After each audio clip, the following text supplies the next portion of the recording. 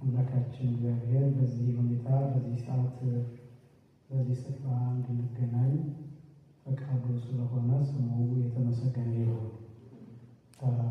ስለተገናኘን ደስ ብሎኛል። እጅግ በጣም እናከብራችኋለን። like to say we respect you on behalf of our Ethiopian Orthodox Church and the church loves you.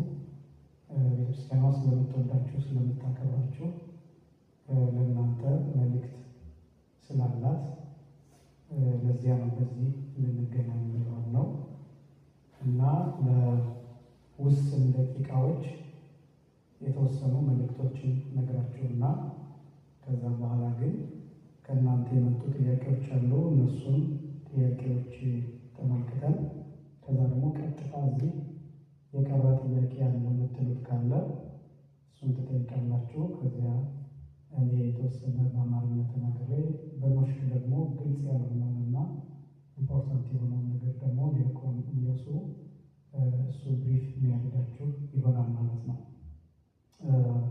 ግን መጀመሪያ ነፃ መሆን ይኖርባችኋል። ይሄ ጀስት እንደ ወንድም እህት፣ እንደ ጓደኛ እንደዛ አይነት ውይይት ወይም ዲስከሽን ነው እንጂ መጨናነቅ ህግ ያለው የሚያስጨንቅ ነገር አይደለም። ስለዚህ እሱን ቀለል አድርጋችሁ እንድትወስዱት እፈልጋለሁ። የመጀመሪያው እሱ ነው። ጥያቄን ስትጠይቁ ወላጆች ውጭ ስለሚሆኑ እኛና እናንተ ብቻ ስለምንሆን የምትፈልጉትን የትኛውንም አይነት ጥያቄ የምታነሱበት ደቂቃ እንተዋለን ማለት ነው እና ስለዚህ እንዳትጨናነቁ የምንማርበት ትንሽ ደቂቃ የምንቆይበት ርዕስ የሚሆነው ከእግዚአብሔር ጋር መኖር የሚል ርዕስ ይሆናል። ሊቪንግ ዊዝ ጋድ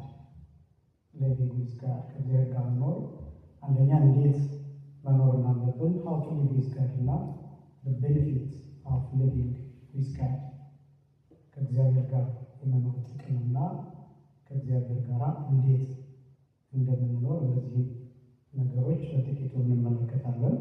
መጀመሪያ እግዚአብሔር ጋር መኖር ማለት ቢያንስ እነዚህ ሶስት ነገሮችን አሳያለሁ። ሊቪንግ ዊዝ ጋድ ሚንስ ወይም ከእግዚአብሔር ጋር መኖር ማለት ኤሊሚኔቲንግ ሎንሊነስ ብቸኝነትን ማስወገድ ማለት ነው።